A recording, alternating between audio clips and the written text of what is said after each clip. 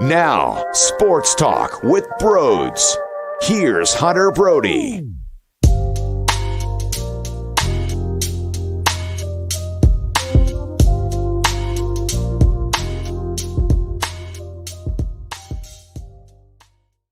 I definitely did not think we would be talking about getting swept by the Rangers, especially because if worse comes to worse, okay, you lose game one, but Zack Wheeler would be on the mound in game two. So, of course, obviously, you kind of feel like, hey, there's one win already built in to the quick stop in Texas before you go to San Diego. But that's just not the case, and there's a lot of variables why.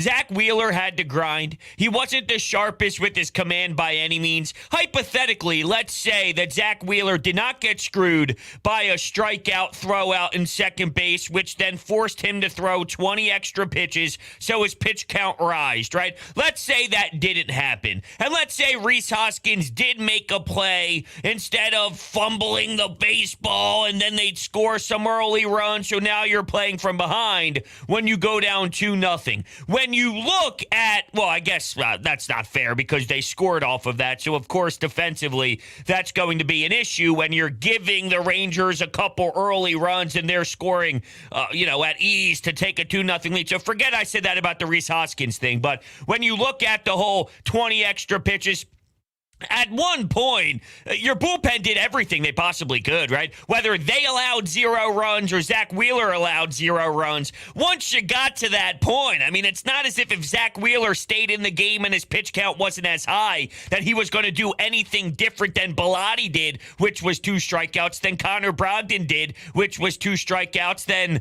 Jose Alvarado did, which was 2 strikeouts. Are you kidding me? Jose Alvarado? And then even Knebel. He did walk one, and you thought maybe that would come back to hurt you, but it didn't, and Knebel did his job just fine. The problem is, I don't know what the hell Nick Castellanos is doing anymore. He's so fooled, and he's so checked out at the plate, where he's just flailing at pitches that's about 2 feet off the plate. I mean, if a lefty was up to bat, it would basically hit the lefty batter, and he's swinging with one hand on his bat, just trying to poke at it. I don't know what he's doing. He's clearly not thinking the game properly, and he needs time off. He needs a day off. And realistically, I hate that we are here, but he needs to be out of the 4th spot. He cannot be hitting cleanup right now. And what I would try and do is move Rhys Hoskins to more of that 4 spot or so right now. Not that he's creaming the baseball by any means, but you are desperate and you have to move Nick Castellanos because basically when Bryce Harper is in the lineup, which is nice to see him back, and he's batting 3rd, you have automatic 2 outs right behind him. So it realistically doesn't even matter as long as it's not a home run what happens with Bryce because the next 2 guys are going to be recording outs anyway. So what I would do is I would have Kyle Schwarber batting 1st. I'd try Alec Boehm in the 2 spot again. Here's what I'll say. I'll rip him into shreds for the long-term disappointment that he's just singles McGee. Okay, but if you're going to be batting in front of Bryce Harper, if you're going to slap a couple singles in there, it's not a horrendous thought of maybe you plug that in and, like let's say Gene Segura was hurt or wasn't hurt anymore and he was in that 2 spot. What would you expect from him? Some nice singles, maybe mix in a double here and there, but get on base in front of Bryce Harper. If Alec Boehm can do that, it's a low bar for my expectations long-term of Alec Boehm, but I'll live with it right now considering the circumstances that we're witnessing. So, okay, Alec Boehm 2, Bryce Harper 3, Rhys Hoskins 4, then maybe Didi 5, and then Castellanos 6. And yeah, I mean, maybe Castellanos and JT being back-to-back isn't ideal, even if it's 6th and 7th in the lineup and they're still behind one another. It's just later on in the lineup. Maybe it's not a deal. Maybe you try him spark something with Castellanos where you put him second, but move him, do something new. You got to try and spark it. We've already saw this franchise realize that it ain't flying and it ain't working, so we'll fire Joe Girardi and internally try and create a buzz. It worked and it happened, and they started off June with the big-time kick. Well, right now, you have to do something internally to get Nick Castellanos going because this is unacceptable. He sucks, too, in right field. He might be the worst right fielder Wheeler in the history of baseball, in the history ever that I've ever seen in my entire life, whether he's sliding on his ass trying to stop a ball, it goes to the to the wall there, and Odubel Herrera gets it. Bryson Stott makes an excellent throw as the cutoff man to third base to get the runner there, but they did not get a run during that sequence anyway. So where did they fail you today? They failed you with timely hits. There was the Bryce Harper steals second base. He's on second. Nick Castellanos strikes out, but it goes to the backstop, so he gets on first. First and third, even though Castellanos didn't really do much to get Bryce Harper over to third. Okay, sometimes teams are going to give you a little something. What can you do with it? JT Realmuto and Didi Gregorius both failed miserably in that spot. I mean, Kyle Schwarber hit the bomb that tied up 2-2, which was nice, especially after you thought maybe Bryson Stott hit one of his own, but it was just shy. So Kyle Schwarber said, let me show you how it's done here, kid. Okay, I'll show you the way. All right, I'll show you the ropes. This is how you're supposed to do it. And bang, he gets it over the wall. So, your defense didn't help out. I know Rob Thompson after the game took a shot a little bit at Odubel Herrera for how they scored from first base to home on one of their early runs there when you had Rhys Hoskins messing up and making a big-time mistake. So all of that, it crushes you. Your bad defense crushed you, and your lack of scoring crushed you.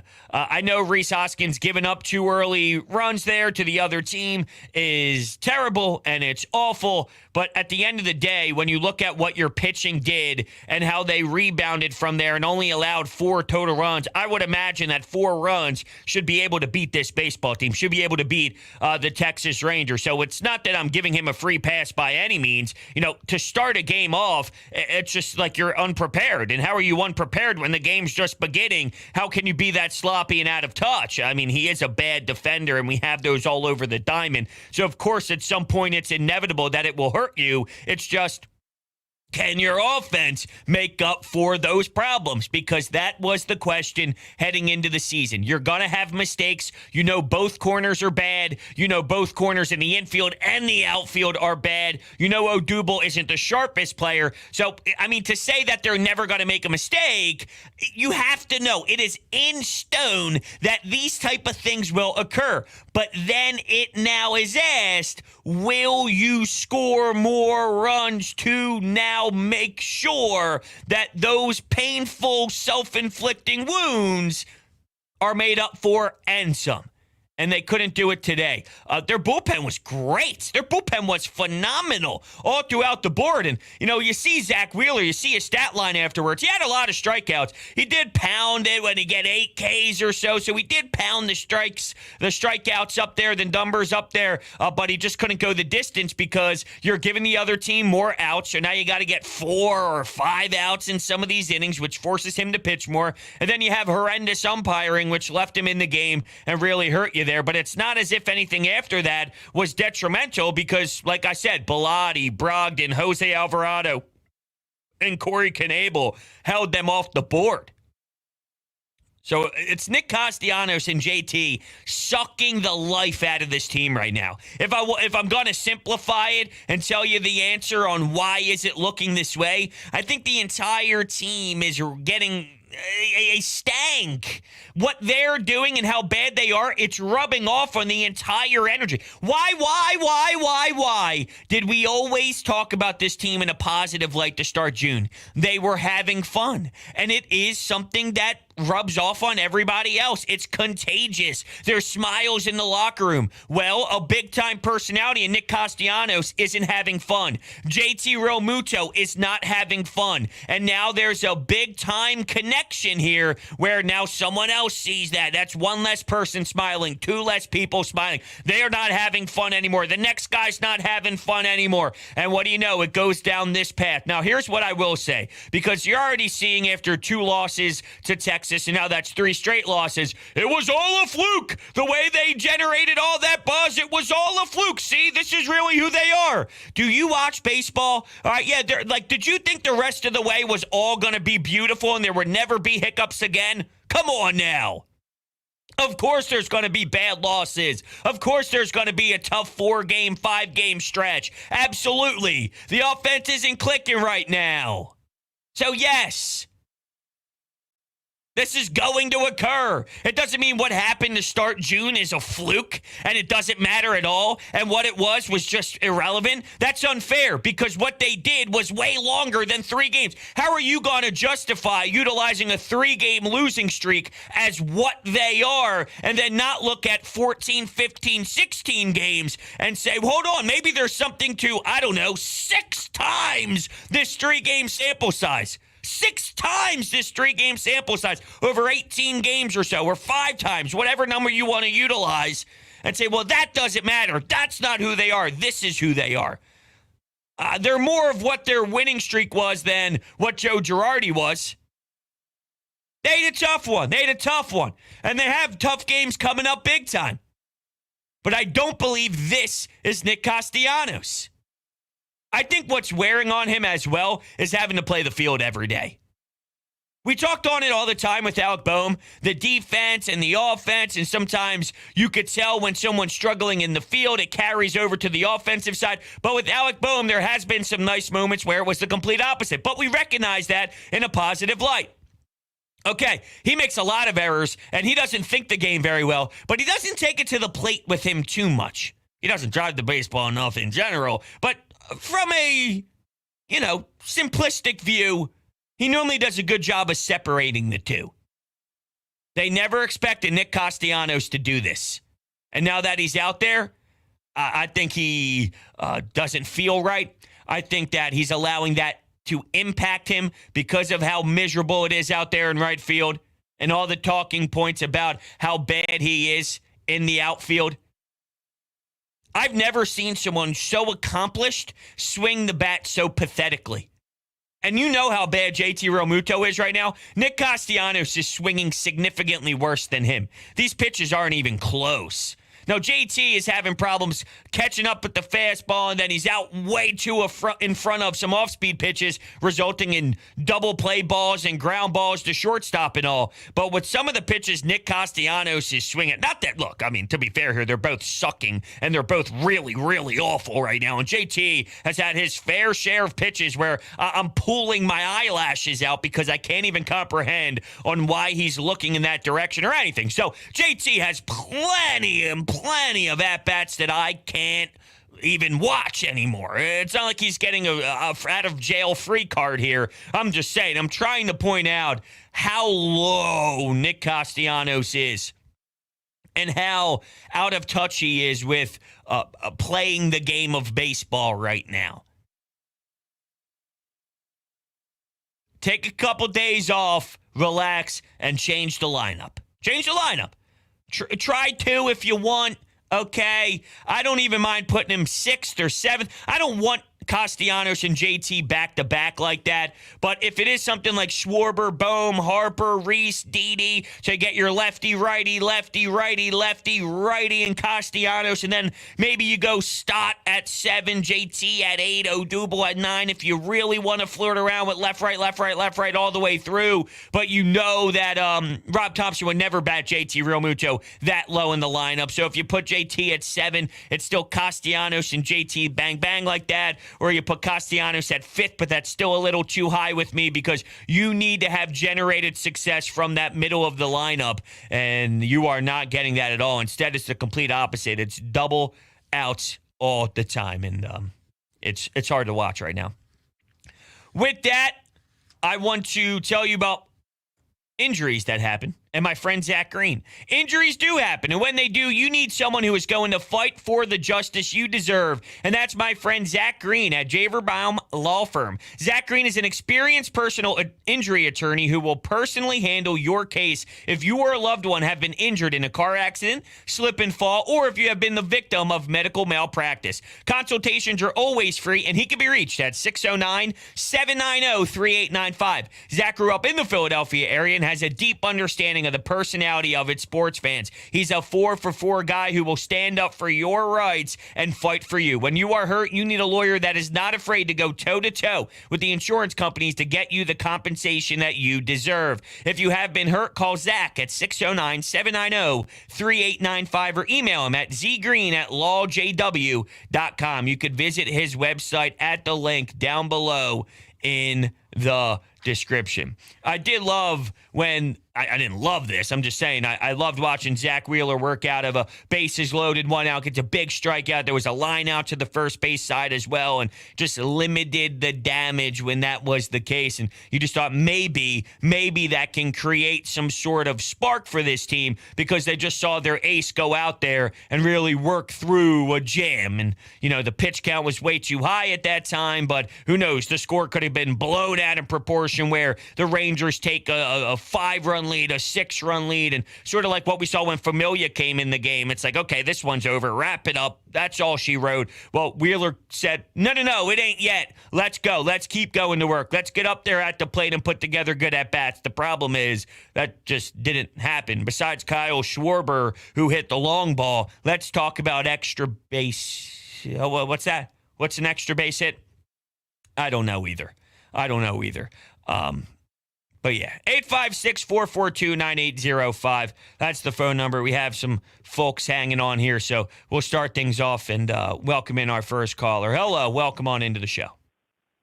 Hello. It's crazy to think how the term that you hear in all Little League games, the little things count, goes so far in the MLB. Little things such as Rhys Hoskins staying down on a ground ball, not letting it pop out of the gloves. Little things that I saw, I think this was in the second inning, a single Brad Miller hit. Castellanos there was someone in the outfield just lazily throwing the ball in, and the man on first score from first. I was like, why are we not having a little pep in our step here, trying to get the ball in? That saved a run. It's just the little things here that it was just like we did not execute, and we're going to lose ball games like that. I don't disagree at all, and I appreciate your call. Rob Thompson, after game, actually on that first to home play, did discuss that if Odubel Herrera took a better, Castellanos was there first, but maybe Odubel Herrera should have been the one there to limit all that. So that just goes back to just poor defense in general with Schwarber, Castellanos, and Odubel Herrera playing in your three-man outfield. I mean, that's not something that screams positivity in the defensive department or in the IQ department. So, yeah, absolutely. And I agree with you, right? Rhys Hoskins, poor. Your defense, poor. All of that is true. But I'm still, and this goes back to a debate that I mentioned about 2 weeks ago when I was talking to Shelfie. If you don't know Shelfie, very big in the MLB community. We had a huge debate on Twitter, respected debate, but it was like, hey, he thinks that, well, the defense and the bullpen are so bad that they're the reason why. And when that changes, I'm like, no. When the offense goes, everything else goes with it. So while you're right to point out the little things, you're absolutely right. This team wasn't really built to win 2-1 ball games, 4-2 ball games, 3-2 ball games, right? I'm not telling you that they can, and I'm putting the bar so low that they could never. I'm disappointed in how this game played out. With this game specifically, you have your highlighter, and you highlight those key moments that you just laid out for me. I agree 1,000%. That's why they lost this game. But the reason why they are supposed to win games this year is because what you laid out is real. What you laid out is raw. How we describe this loss today, those are failures of this team that are not going to go away. But how we all anticipated them to counter those flaws was to rake, and they're not raking. So, yes, poor communication out in left and right center field. Bad job by Rhys Hoskins. But I look at this offensive side and go, where the hell were you to make up for those issues tonight? Because you know that's how you're going to win ball games. And that's what aggravates me more tonight, honestly. And, maybe I'm the one thinking by myself and I'm on my own island. I'm okay with being on my own island. But that's how I look at this game is, offense, where the hell were you to support that amazing effort out of your pen who had your aces back? They stepped the hell up for Zack Wheeler today. 4 runs. You couldn't score more than 4 runs. You had 1 extra base hit, which was the home run. You had Bryce on third base and big-time guys in your lineup shriveled up. Where are you there? I need you there. That's how this team is going to be successful. Come up then. And we know runners in scoring position, timely hits. It's been an awful failure. So clean that up. Clean that up, and that'll be the difference in this team starting to roll again like we saw to start the month. What's going on, Amadeo? It's a weird feeling watching these past couple of games, and basically the points you just brought up are, I would say, 100% correct. You win games with the way your team is built. Your offense is built to overcome the flaws in the defense. When if your pitching goes out there, doesn't have the best outing, your offense is built to overcome that flaw and could put some runs on the board. You can mash home runs. Yeah, your offense is not going to kill it every day, but your offense is built to where maybe it'll be Schwarber, Harper one day. Maybe it'll be Hoskins, Castellanos one day. And right now it's only Schwarber, Hoskins, and Harper. The rest of the guys right now aren't cutting it. Yeah, and Hoskins has kind of cooled off a little bit, which is fair and all. And I would look to get Castellanos out of there. I think it's pretty simple, though. You talk about all these different guys stepping up or whatever. I think the bad play of the two guys that are batting fourth and fifth right now is just draining the life and the fun out of everybody. This team was having joy. This team was having so much intensity with big smiles on their faces. They both suck, and it is now resulting in everybody else feeling the pressure by those two and not feeling good whenever they're in the box in key moments, and that is realistically rubbing off on the entire team in a negative light. Yeah, and when you have, bases on, Schwarber or Hoskins or Harper get on base, it's right now it's an automatic 2 outs when you have Castellanos and JT batting right behind each other, and that just takes away any momentum that you just built for yourself in that instance. So what you said earlier, you got to find a way to change this lineup up. Maybe you move some guys up, you switch a couple of things around, move Hoskins to cleanup spot, something. Yeah, it's a no-brainer. Spark these guys. It's a no-brainer, but I don't even know, and appreciate it, I don't even know if Rob Thompson does that. I don't. He seems to... I don't know him yet. So I don't want to make a statement that, who knows, maybe tomorrow the lineup comes out and it satisfies me because there is something new. But I think he's going to go overboard and saying, hey, Costi, you got your spot. I hope I'm wrong. I don't know him yet. I'm still assessing it. But I know he'll probably go the extra mile for his guys, which is a positive until you go too far. And just like every other combo we've had, if Joe Girardi being that bad isn't time to get fired, then what is? If Nick Castellanos being this bad is not the time to get out of the cleanup spot, then please let me know when it is. Because I'll tell you when it is. It's right now. Day off. Give him the day off. And then you put him in. I don't love him at 2. I'd rather move Alec Bowman to 2 because he singles McGee. So that gives Bryce Harper someone in front of him to get on base in front of him and all that. So I'm pushing him down to 6 or so in an ideal world. But the only thing I can think of is that means JT's batting 7th because I don't see them ever putting JT lower than that if they're looking at a situation to mix it all up. And that would have Castellanos and JT batting 6th and 7th. But I'll take that over 4th and 5th right now if that's our alternative. But in an ideal world, I'll tell you one more time. Schwarber, Bohm, Harper, Rhys, Didi, Castellanos. Odubel's been really struggling too. Either Stott or Odubel for the lefty, JT, and then whichever one he didn't pick out of those guys below him. It'll never happen, but that's what I do right now. Thank you guys so much for hanging out. I'll catch you all on